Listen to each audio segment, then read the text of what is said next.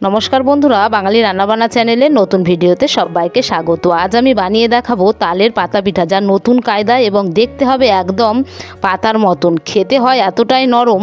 এই তালের পাতা পিঠা খুব সহজ পদ্ধতিতে আজ আমি বানিয়ে দেখাবো। এই তালের পাতা পিঠাটা আমি কিভাবে করছি, আমার এই ভিডিওটা স্কিপ না করে শেষ পর্যন্ত দেখে নেওয়ার অনুরোধ রইল। এই পাতা পিঠা বানানোর জন্য এখানে আমি 1 বাটি তালের রস নিয়েছি। এবার গ্যাসে আমি কড়া বসিয়ে দিয়েছি। কড়াটাকে একটু গরম করে নিয়ে তালের রসটাকে কড়াতে দিয়ে দিলাম। সমস্ত রসটা দিয়ে দিয়েছি। এবার দিয়ে দিচ্ছি অল্প একটু লবণ। এবারে তালটাকে কিছুক্ষণ জাল দিয়ে নেবো। তালের বিভিন্ন রকম পিঠা আমরা খেয়ে থাকি, তবে এই নতুন কায়দায় তালের পাতা পিঠাটা একবার অবশ্যই প্রত্যেকে বানিয়ে দেখবেন, যেমন দেখতে তেমন খেতে। দিয়ে দিচ্ছি আমি এখানে চিনি। মিষ্টির জন্য 2 চামচ চিনি দিলাম। কেউ বেশি মিষ্টি খেতে পছন্দ করলে বেশি চিনি দেবেন।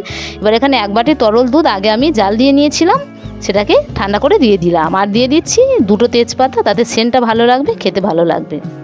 এবার সব কিছুকে নাড়িয়ে চাড়িয়ে একটা ঘন মাখা করে নেব।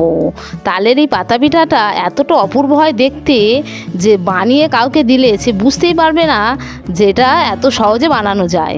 এবার এখানে আমি 1 বাটি শুকনো আতপ চালের গুঁড়ি নিয়েছি, দিয়ে দিলাম। এবার এটাকে নেড়েচেড়ে একটা মাখা করে নেব। এখানে আটা ময়দা দিয়েও এটা করা যেতে পারে। এবার ভালোভাবে নেড়েচেড়ে মাখাটা করে নিতে হবে। এই পিঠাটা এতটা নরম হয় আর দেখতে খেতে এতটা অপূর্ব হয়, অবশ্যই প্রত্যেকে বানাবেন। কেমন হয়েছে কমেন্টে আমাকে লিখে জানাবেন। এবার গ্যাসটাকে বন্ধ করে দিলাম, নাহলে তলায় ধরে যাবে। নেড়েচেড়ে মাখাটাকে করে নিয়েছি। এবারে এটাকে একটা পাত্রের মধ্যে তুলে ঠান্ডা করে নেব। একটা পাত্রের মধ্যে তুলে ঠান্ডা করে নিয়েছি। এবার এখান থেকে তেজপাতাগুলোকে তুলে ফেলে দেবো। দিয়ে এবার এটাকে চটকে চটকে মেখে নেবো। তালের বিভিন্ন রকম রেসিপি আমার চ্যানেলে দেওয়া আছে, চাইলে দেখে নিতে পারেন। ভালোভাবে চটকে চটকে মাখাটাকে করে নিয়েছি। এবার হাতটাকে পরিষ্কার করে ধুয়ে নিয়েছি। এবার এই মাখা থেকে ছোট ছোট করে লেচির আকারে করে নেবো। এইরকম নতুন নতুন রেসিপি পেতে যদি আমার চ্যানেলে নতুন হয়ে থাকেন, চ্যানেলটিকে একটা লাইক সাবস্ক্রাইব করে রাখবেন, তাহলে পরবর্তী নতুন ভিডিও সহজে আপনাদের কাছে পৌঁছে যাবে। এবার এখান থেকে একটা লেচি নিয়ে নিলাম, নিয়ে হাত দিয়ে গোল করে নিচ্ছি। এবার এখানে একটা বেলেন কাঠ নিয়েছি। এবার এই লেচিটাকে বেলে নিচ্ছি। কত সহজে এই ডিজাইন পাতা পিঠাটা বানানো যায় তা ভিডিওটা দেখতে থাকুন। প্রত্যেকেরই বানাতে সুবিধা হবে, সেইভাবে আমি বানিয়ে দেখাবো। একটু মোটা করে বেলে নিচ্ছি, খুব পাতলা কিন্তু করা যাবে না। আবার এখানে একটা কৌটোর ঢাকা নিয়েছি, এভাবে চেপে দিলাম। দিয়ে বাইরের বাকি অংশটাকে তুলে বাদ দিয়ে দিচ্ছি। এবারে ঢাকাটাকে তুলে নিলাম।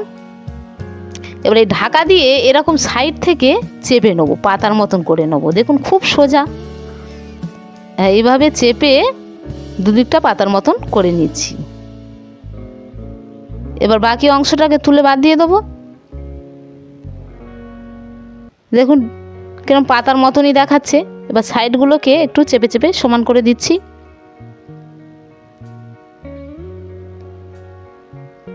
প্রত্যেকটা একইভাবে বানিয়ে নেবো। কতটা সহজভাবে এগুলো বানানো যায়।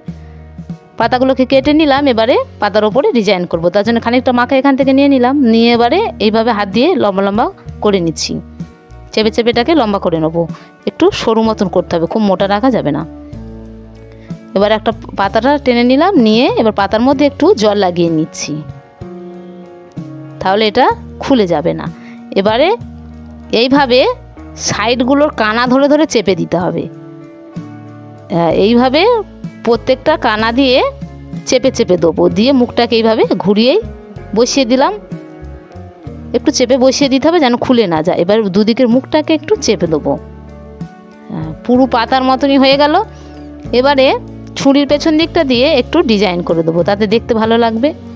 এইভাবে চেপে চেপে দুদিকের ডিজাইনটা করে নেব। পাতাটাকে ঘুরিয়ে নেব, নিয়ে আবার এই দিকটা একইভাবে একটু নকশা করে নেব। খুব সহজ পদ্ধতিতে এটা বানানো যায়, প্রত্যেকেই বানাতে পারবে। এইভাবে মাঝখানটাকে একটু চেপে দিচ্ছি, দিলে কি হবে, এটা দেখতে সুন্দর হবে। একটা পাতা আমার রেডি করা হয়ে গেল। প্রত্যেকটা পাতা একইভাবে বানিয়ে নেব। সবকটা পাতা আমার রেডি করা হয়ে গিয়েছে। কি অপূর্ব দেখতে হয়েছে তা দেখেই বোঝা যাচ্ছে। এবার গ্যাসে আমি এদিকে কিছুটা জল আগে থেকেই গরম করতে বসিয়ে দিয়েছি। এবার একটা স্ট্যান্ড এইভাবে উল্টে দিলাম, দিয়ে একটা ছিদ্রযুক্ত পাত্র বসিয়ে দিলাম। এবারে একে একে পাতা পিঠাগুলোকে এর মধ্যে দিয়ে ভাপিয়ে নেব। এটা ভাপিয়ে নেওয়া যেতে পারে, তেলেও ভেজে নেওয়া যেতে পারে, দুটোতেই খেতে সুন্দর হয়। যারা তেল খেতে পছন্দ করে না, এইভাবে ভাপিয়ে নিলেই হবে। এবার ঢাকা দিয়ে 10 মিনিট এইভাবে ভাপিয়ে নেব, বেশিক্ষণ লাগবে না। ফিরে আসছি 10 মিনিট পরে। কতটা সুন্দর হয়েছে পিঠেগুলো তা দেখে বোঝা যাচ্ছে, একদম রেডি হয়ে গিয়েছে। এবার তুলে ঠান্ডা করে নিয়েছি। এবার এখান থেকে একটা তুলে দেখাচ্ছি, দেখুন কি নরম আর কি অপূর্ব হয়েছে পাতা পিঠা। হয়ে গিয়েছে আমার পাতা পিঠা রেসিপি। ফিরে আসছি পরবর্তী নতুন ভিডিও নিয়ে।